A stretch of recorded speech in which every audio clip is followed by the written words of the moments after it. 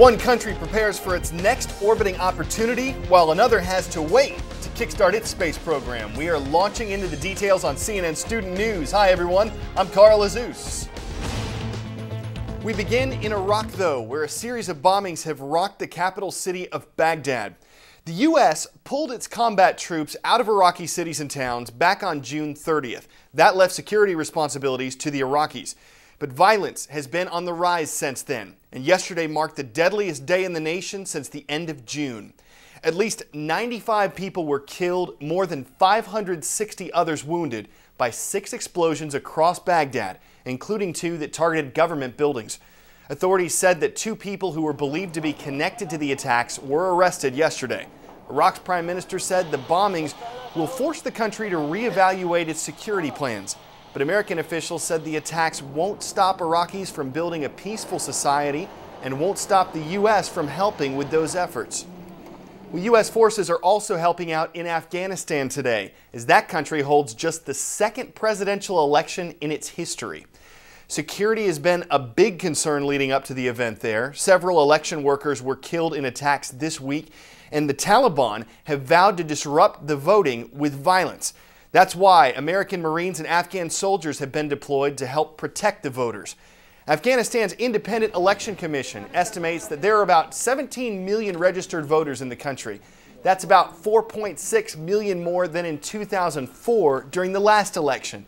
Many of them live in remote areas, and in order to get them voting supplies, officials are using helicopters, cars, even donkeys.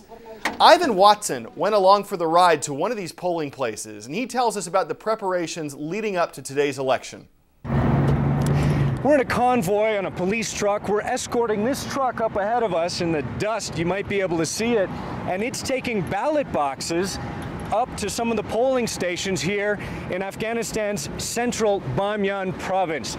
As you can see, security is important here, even though this is one of the safest provinces in the country. Despite that good track record, election workers say in some parts of the province they've heard of armed men going house to house, warning people not to vote. And also there's been a spike in violence and insurgent attacks over the past 3 months as insurgents have tried to disrupt this election process. Now, you can tell the roads here are not paved. Despite the fact that Bamyan is one of the safest provinces in the country, it's been spared the daily car bombs and roadside bombs that the south and the east of the country have seen and some of the assassination attacks. It still hasn't really benefited from reconstruction. There are fewer than 5 miles, 5 kilometers of paved road in this entire province, and that makes this election a real logistical challenge. You can see the posters over there of some of the candidates for provincial council and for president.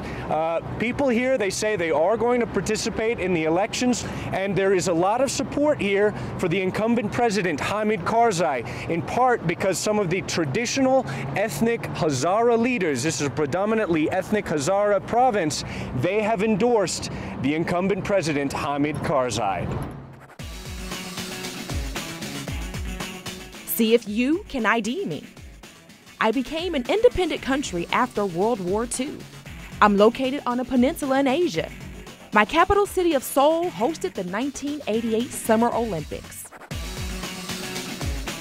I'm South Korea, and I'm home to around 48.5 million people.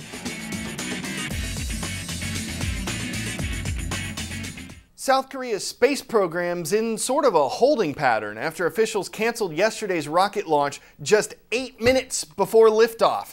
In fact, this is the 7th time that the launch has been postponed since the program was started in 2002. Engineers say this week's delay is due to a technical glitch, and it will take at least 3 days to figure out what went wrong and try again.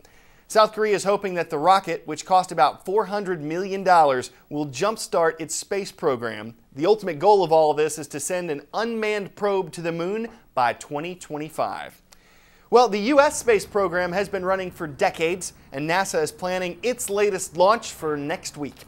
Bad weather or technical concerns could cause delays, but if everything goes according to schedule, the Space Shuttle Discovery will go up Tuesday morning on its 37th mission into space. The 7-person crew will be delivering equipment and supplies to the International Space Station, whose current crew up there now is enjoying this view. What you are looking at is Hurricane Bill as seen from the orbiting space station. The first hurricane of the 2009 Atlantic season increased to a Category 4 storm by Wednesday afternoon. It's big, it's bad, it's moving through the Atlantic Ocean. But forecasters don't expect it to affect the southern United States, though they say it's too early to tell if Bill will have an impact on the Northeast. Today's shout out goes out to Mr. Parks' government classes at Luverne High School in Luverne, Alabama.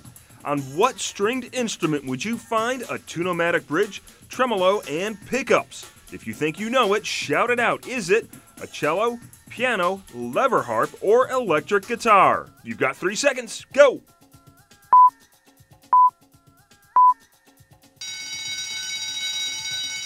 You can find all of these features on an electric guitar. That's your answer, and that's your shout out. Electric guitars have been around for more than 70 years, and they've seen a lot of changes during that time. The type of strings, the shape of the instrument, even what it's made of. But they've all basically sounded the same. Not anymore. Felipe Barral tells us about a new guitar that incorporates the past as it plays toward the future. In the last couple of years, guitars have added mini computers that add a whole new dimension. What this is tending to do is kind of integrate digital and analog signals and the worlds that exist within them. At the Guitar Center, John Halben shows off the latest offering. It's the Gibson Darkfire, which is based on the famous Gibson Les Paul Classic guitar, but with a microprocessor inside, taking studio effects out on the road.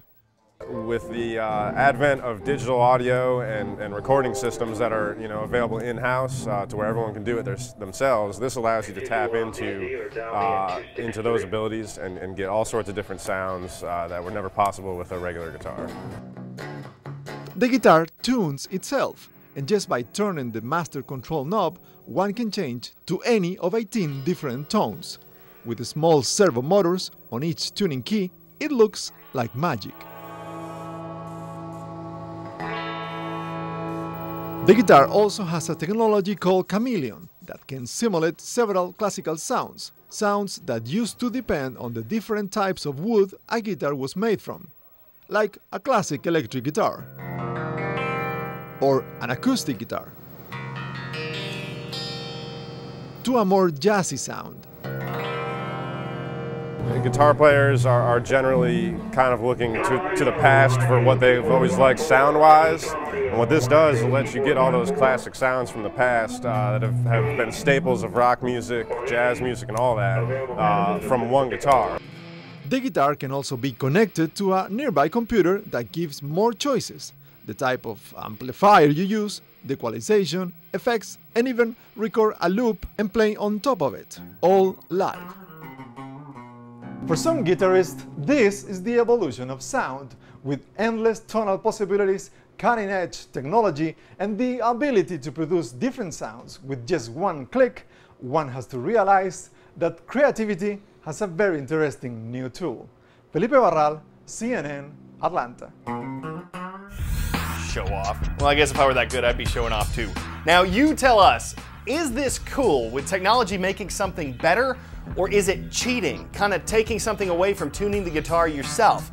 We thought you musicians might have something to say about this. Say it on our blog. Head to cnnstudentnews.com and riff your opinion. Well, before we go, want to know the fastest way to ruin a quiet summer evening? Have this guy show up on your front porch. Yeah, that's all the same snake. 11 feet long, 55 pounds, doesn't seem to like being held. The pesky python slithered up in a California family's front stoop this week before getting stuck in a nearby fence. When animal control showed up, it took 2 officers to wrestle the rascally reptile into the truck. They should have just called in Shirley Cohen. And if you don't get that joke, just watch yesterday's Before We Go segment. Well, we are going to slither away for today. For CNN Student News, I'm Carl Azus.